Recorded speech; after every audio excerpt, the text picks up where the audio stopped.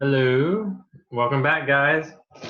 I hope you're all enjoying being at home and learning at home. I know I am. I get chips and salsa. So anyway, I enjoy it, but I miss you guys a lot, and I hope I get to see you again. I'm not gonna cry. Okay. Anyway, let me go ahead and get back to where we were. So the last place we left off, we were. Where is it? Okay, so I told you to read this. Planet-eating dinosaurs had lots of spare teeth.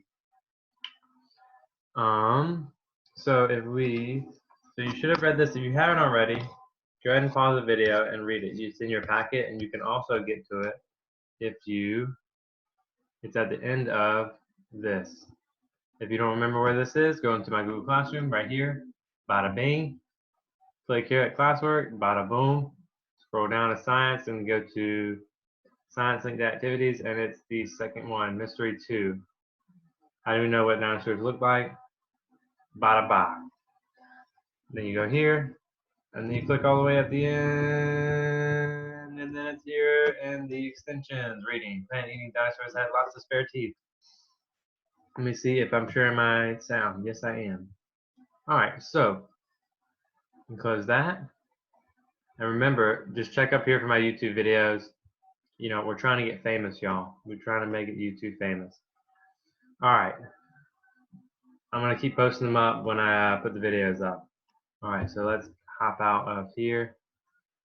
So our question today is, can you outrun a dinosaur?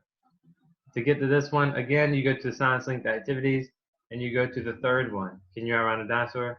Click here. It's a good question. Some of you may say yes. Some may say no. There's no way, it's too big. Some may say, well, if you think about it, who said all dinosaurs are really big? Some dinosaurs are really little. I don't know if you've ever seen Jurassic Park, but there's a scene with like these dinosaurs are like not even like a foot tall. They look like really good, really green, like chickens. They just look like they haven't eaten in a long time. They're really skinny chickens, and they're really fast, like but they're really small.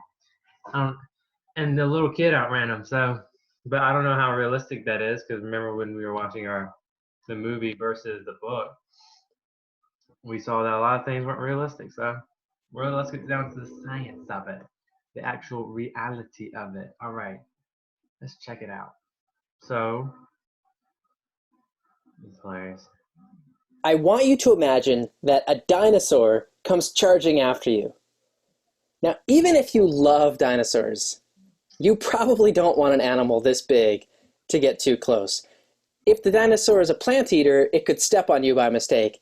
And if the dinosaur is a meat eater, as I think this one might have been, it might gobble you up as a snack. So, like any sensible kid, you're going to run away. But can you run fast enough? Can you outrun a dinosaur? Now, what are you going to need to know in order to answer this question? Well, you're definitely going to need to know how fast dinosaurs could run. To know how fast dinosaurs ran, you can't use a video like this because this dinosaur is totally fake. It's a person inside of a dinosaur costume.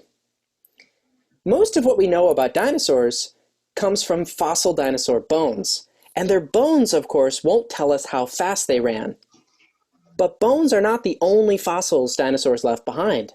For every dinosaur bone that people have found, they have found thousands and thousands of these. Can you tell what they are? They're fossil dinosaur footprints. Millions of years ago, dinosaurs walked in the mud, leaving footprints like this behind. The mud dried and eventually hardened into stone. The marks the dinosaurs left in the mud became fossil dinosaur footprints. These fossil dinosaur footprints have turned up in many places around the world, like here in Texas, where scientists dug down and discovered them along the bottom of an old stream. In some places, scientists found fossil dinosaur bones near the footprints, so we know that it was dinosaurs that left these tracks behind. They also discovered that the bones of those fossil dinosaur feet fit the fossil footprints perfectly. So dinosaurs left behind footprints It's so cool that these exist. But what do they tell us about dinosaurs? I mean, could a fossil footprint ever help us solve mysteries like how fast did dinosaurs run? Well, fossil footprints can definitely tell us how big some dinosaurs were. But we already knew how big some dinosaurs were just from looking at their fossil bones. So is there anything else the footprints could tell us? Remember when we wondered what dinosaur teeth could tell us about dinosaurs? What did we do? We looked at the teeth of animals alive today. And we realized we can figure out what an animal eats by looking at its teeth. So what if we look at the footprints of animals alive today? Can they show us something interesting? When you want to figure out something about the past, it's often useful to look around at the present. For example, check out these two sets of tracks. Neither of these were dinosaurs. They're both of animals that are alive today. What can you figure out about these animals just by looking at their footprints? So what can you figure out about these two animals just by looking at their footprints? You can pause it real quick before I give what I think. I can find out about it. Go ahead and pause and take a moment and think about it. Give yourself a minute. You know, really sink into it and think about it. Okay, so for me, I noticed these are really small. They're really like thin. They kind of look like a chicken again, like I said earlier. And they're kind of like one's in front of the other like this. Whereas these, they look like paws. They kind of look like dog footprints. And they're side by side like this, and then this. And there's two. So it looks like this ran on two legs because you can tell this is the right foot because it's curved this way, and this is the left, right, left, right, left. Whereas it's like two and then two, two and then two. So I think this is a four leg, this two leg. How many toes it has, and what shape of feet it has. Okay. Let's see what he's got to say. Doug. Let's go, Doug. So you see, just from footprints alone, you can tell something about the animal. For example, we just saw how you can tell if an animal walked on 4 feet, like a squirrel, or if it walked on 2 feet, like a bird. When scientists find dinosaur footprints, they can tell this too. Sauropod dinosaurs walked on all 4 legs. Tyrannosaurus rex walked on 2 legs, like a bird does. And that makes sense because otherwise a T-Rex would have looked really crazy walking around on all 4s with these 2 tiny little arms. Now what we really want to know is how fast that dinosaur was going. Is there any way we can tell that? Obviously, this would be much easier if dinosaurs were still alive. We don't have a dinosaur here at Mystery Science Labs. But we do have plenty of people who can walk on 2 feet, just like this dinosaur did. So let's again use the present day to help us figure out the past. Let's experiment with people tracks to see if that could tell us about how fast someone was moving. What's an easy way to make tracks? Well, if your feet are wet, you leave tracks on the pavement. So we had our friend Pat walk with wet shoes on the sidewalk. And as she did that, we took this video of her footprints. So here were her footprints as she walked. And I've outlined them in yellow so you can see them better. Okay, now try and picture in your mind, how will these footprints be different if Pat were to run instead of walk? Okay, so before we play it, what do you think is going to happen? Do you think the footprints are going to be any different? Do you think it's going to be the same? Do you think there's going to be more or less? You think they're going to be closer together or spaced apart? What do you think? Let's see now. You ready?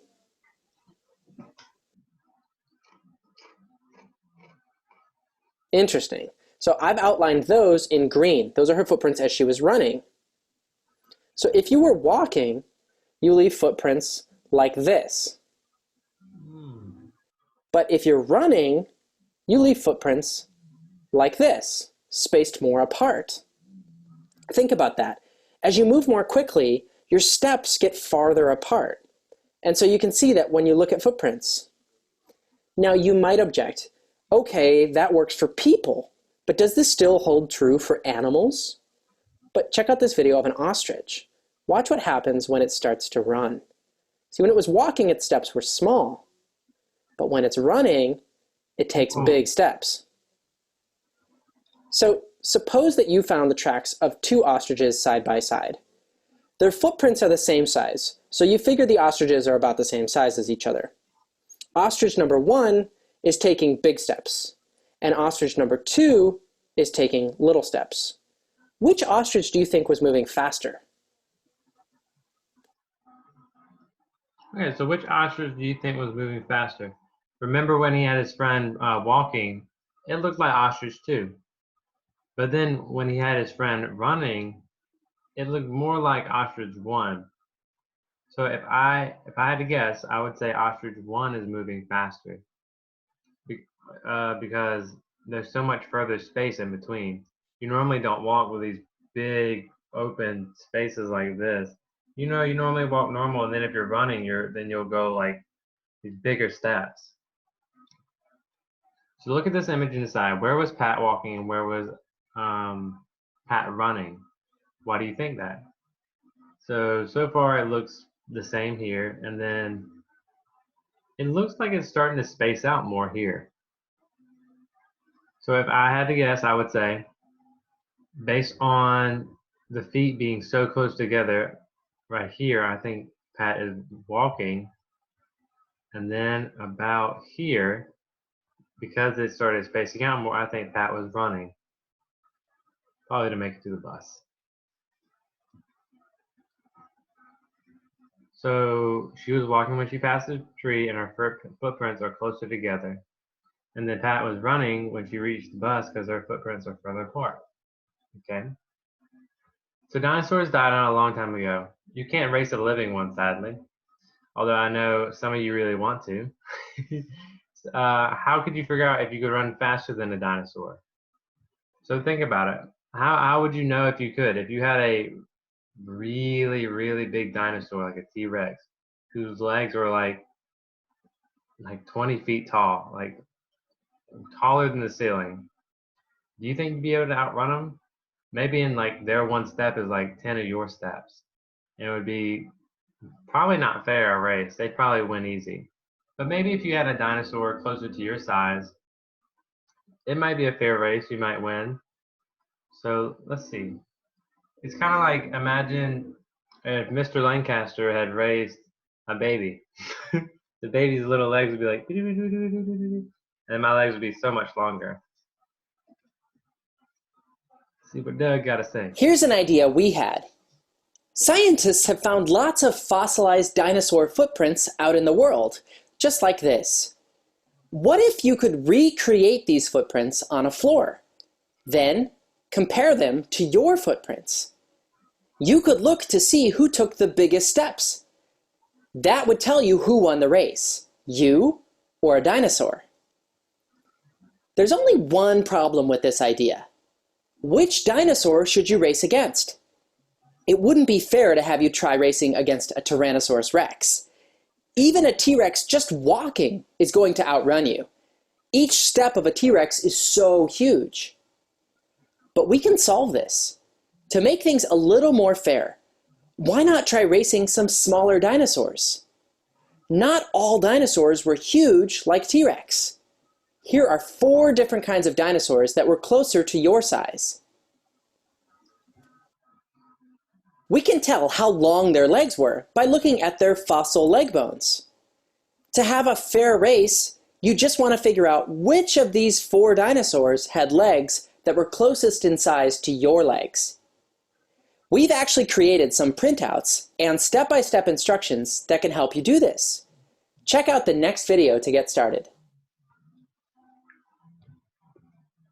Okay, so we're going to end there. So basically what the activity is it explains that if someone has, we don't have the materials for it, but I'm going to explain it real quick.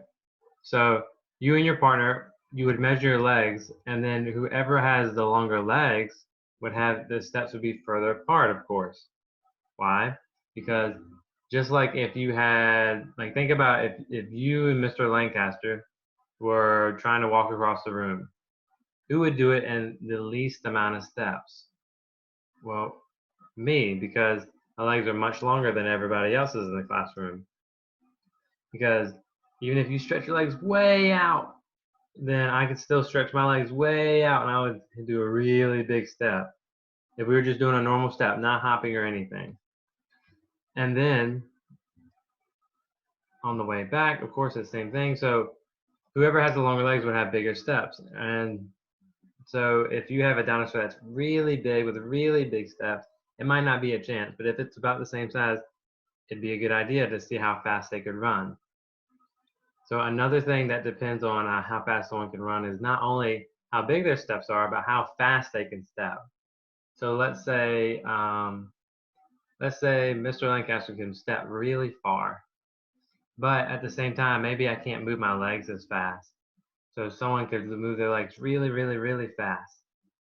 Because there's some people who are shorter than me who run faster than me. So that also depends. So the question is, whether you can outrun a dinosaur or not depends on how tall it is, how big its legs are, and also how fast it can move its legs. So let's go down to the end here. So what I want you to do is at the end of this, there is an article called Some Arctic Dinosaurs Lived in Herds. You can read this one also. This one's very short. I have time to read it to you real quick, but I want you to read this one and I'm going to read the first impressions. Okay?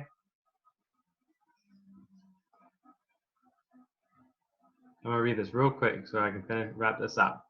So 200 years ago, farm boy Pliny Moody was plowing a Massachusetts field, uncovering some mysterious fossil tracks. The 14-year-old boy showed them to family and friends. Others soon began collecting the strange relics. Although no one realized it then, Pliny had found traces of the extinct dinosaurs that once roamed what is now England. 200 million years ago, New England was a perfect environment for track preservation, steamy and swampy. But because no one knew about dinosaurs when Pliny unearthed the three-toed imprints, people thought they belonged to ancient birds. Today, when we know that modern birds are living dinosaurs, those early guesses don't seem so far wrong. In the nick of time. In 1830, some Massachusetts builders were ready to use a slab of sandstone when one of them noticed tracks in the rock surface. He brought the slab to local doctor and naturalist James Dean, who began collecting and classifying trackway specimens. Dean's curiosity about the track maker launched the scientific study of fossil footprints. But decades would pass before the prints were attributed to extinct dinosaurs. So it was only 200 years ago when we finally realized that, oh my gosh, like things lived way, way, way before us, like thousands and thousands and thousands of years ago. And it's just so amazing that just finding a bone and a fossil, that we can figure out so much from it. And that's why the more you observe something, the more you look at something, the more you're going to learn about it, and you can start putting pieces together. So yeah. Well, guys, I hope you enjoyed it as much as I did, and I'll see you next time. Be sure to keep looking at the Google Classroom, and I miss you all so much. Have a good one. Bye.